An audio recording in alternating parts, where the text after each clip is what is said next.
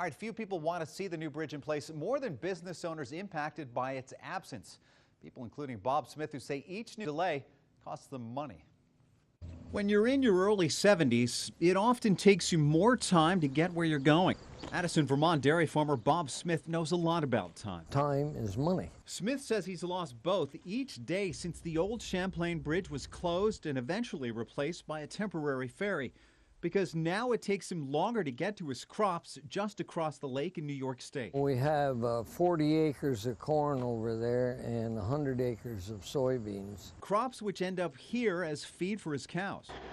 Smith says the lack of a bridge has cost him up to 5 truckloads a day. It's been hard on us, all of us down here. All 3 farms have suffered tremendously. Smith is also well aware that the end to his suffering is in sight, because from the edge of his property, he's been able to watch the arch to the new bridge being built just across the lake. It's like hanging a carrot in front of a horse.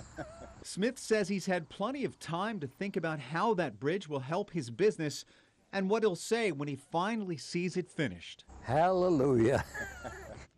It's hard to blame him. Now, earlier this year, New York State said that bridge should be finished by mid-October, but now the state has actually backed away from a specific date because of all those delays. I just had this guitar rebuilt. John Holland can play a lot of different styles of music. You gotta feel all that love that's surrounding you. Yeah, here we go. Jazz usually isn't one of them. You boys need a song. But he loves what jazz does for business. It means people are gonna be here. Thousands of people. There you are. And their money.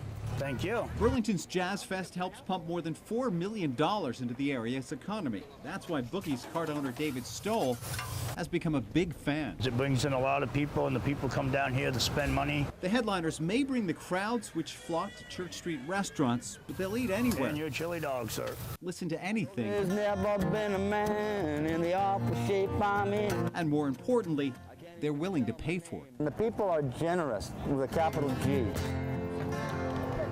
Greg Navarro reporting. Carrie Hovey is making a tree. My tree is a weeping willow. Entirely out of kite string for an exhibition at the Burlington City Arts Center. Hovey can make extravagant works out of common objects, but at the moment, she can't cut it financially as an artist. I do freelance design work. I teach at a university. The arts struggled during the recession. We looked at everything from furloughing from 1 day a month to cutting programs. Burlington City Arts Executive Director Doreen Kraft says many nonprofits have struggled even more to bounce back. Those that made cuts had the most difficult time coming back. Which is why she says the BCA, funded mainly by donations, avoided cutting programs and classes and the many events that bring people and money to the area. Instead, she says, they looked at how they were asking people for money and became more aggressive. The worst thing for me that can happen is somebody say to me, "You never asked me to support you." As a result, Kraft says the average amount of donations has increased, but she cautions fundraising is still a challenge. Carrie Hovey doesn't know when she'll be able to support herself as an artist, but she says she knows where we'd be without the arts. In front of our television watching some reality TV show. Greg Navarro reporting.